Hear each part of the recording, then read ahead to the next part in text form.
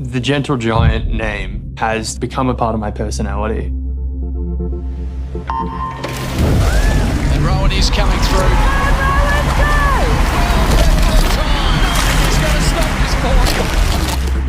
I am 6'5" and I do have size 14 feet. But I think it also comes back to that saying where when you lift someone up and stand on their shoulders, you look like giants. It is about just trying to lift up everyone around me.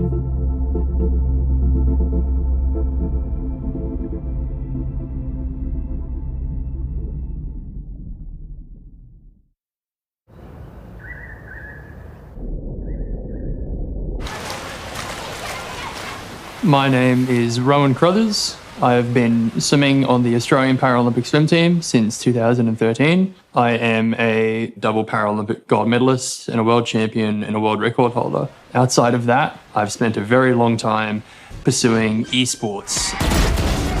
Oh my god! Oh my god!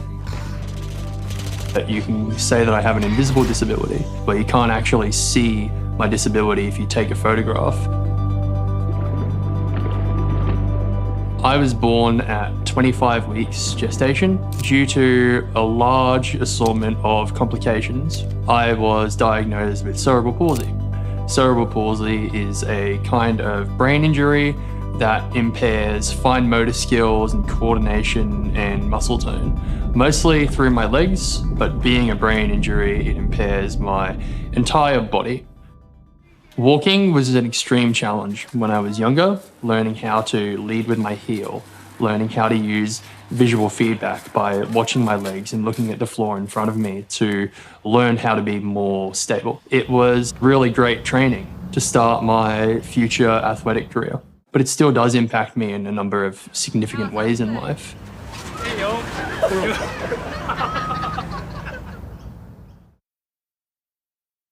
Is this your first day ever at big school? It's school day for me and Heather. When I was younger, I was bullied quite ruthlessly. I would get punched or kicked or pushed down the stairs, and the school would turn a blind eye to it. A lot of it because of the people around me that just saw this really clumsy kid and didn't look past my disability or lack of coordination. It got to the point where I started skipping school to hide in the toilets because I was so ashamed of my disability and so ashamed of being referred to as one of the other more disabled kids. So I didn't feel like I had any outlets where I could prove myself to be successful or to find friends. So for a very long time when I was younger, I would stay at home and play video games, although I was absolutely terrible at it. And I just kept trying to get better and better because it's something I could do with regular people. And if I can develop these things, regardless of physical ability and coordination, I can kick it with the big boys. So whilst I was swimming quite competitively by the time I was in high school, I was spending a lot of my free time playing these games because it was something that was inclusive. And then it got to the point where, although I was really bad at these games at the start because I didn't have good control of my hands, all of a sudden no one wants to race Rowan anymore because he's just wiping the floor with everybody at home.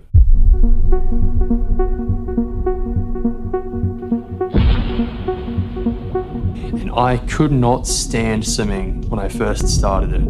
I'd move backwards more than I would forwards. I'd kick my legs into each other, which I still do now. But it was more about learning how to control my body.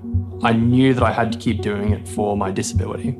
And I remember in 2008, I was channel flicking on TV in the school holidays, and the Beijing Paralympics were on TV. And I saw Peter Leak win a gold medal in the 200 metres individual medley SM8. And Peter Leak, he has cerebral palsy.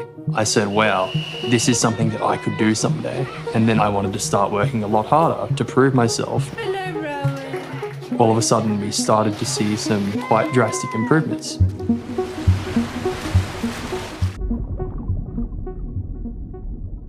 About 2 months before the trials for the Paralympic Games in Tokyo last year, I had to go through COVID lockdown quarantine for 2 weeks. That was very difficult to deal with.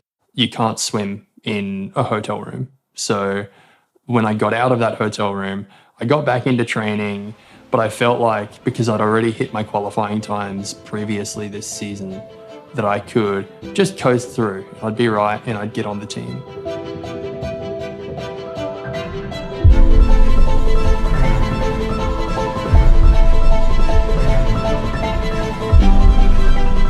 So I raced at trials.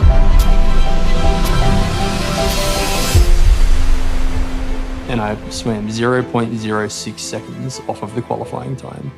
And that broke me. I realized after that moment that there were more things that I could have done. I recognized so many things I could have improved on.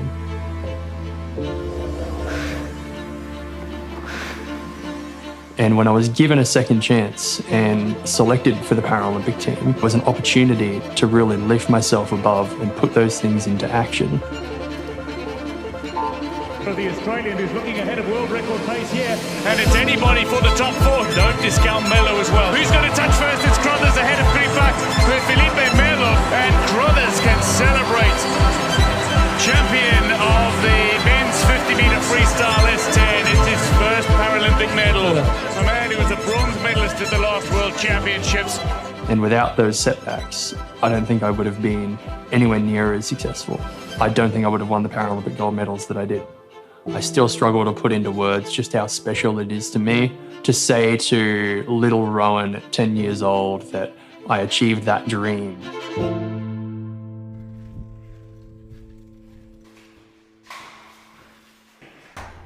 After the Tokyo Paralympics, I realized that the impact that little old Rowan could have on the community was massive. And I wanted to get back into gaming and into esports, not to be a professional player, but to promote the incredible messages of inclusion. When you're playing a video game, no one sees disability. They just see a username or an alias and they see what you can do in the game. And it's unlike traditional sport where, although I have seen so much success in swimming, I'm still a Paralympic athlete. I'm still recognized as an athlete with a disability.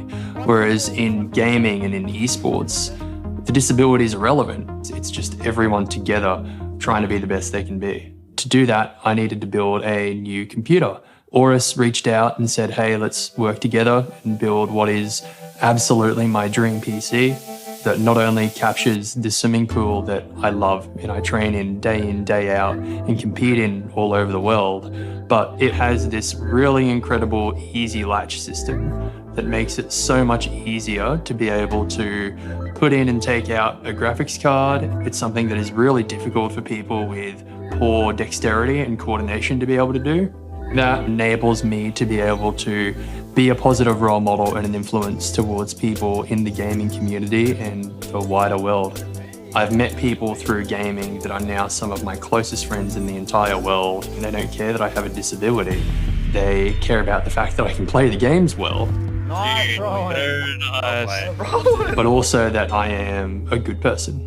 I love working with AORUS because they also truly care about making the world and making the industry a better place for all people, and to help out the 10 or 11-year-old Rowans that are out there in the world. The potential that gaming has to be not just a competitive platform for people with disabilities, but to be a community for people with disability to come together and find new friends, because that's what makes life so beautiful. And I really hope that in the future, more brands within the tech industry can learn to have a conversation around this and talk about how can we make PC building and getting into gaming as easy as possible for all people, regardless of disability. See you tomorrow, mate. I didn't feel like I had a community before I found swimming.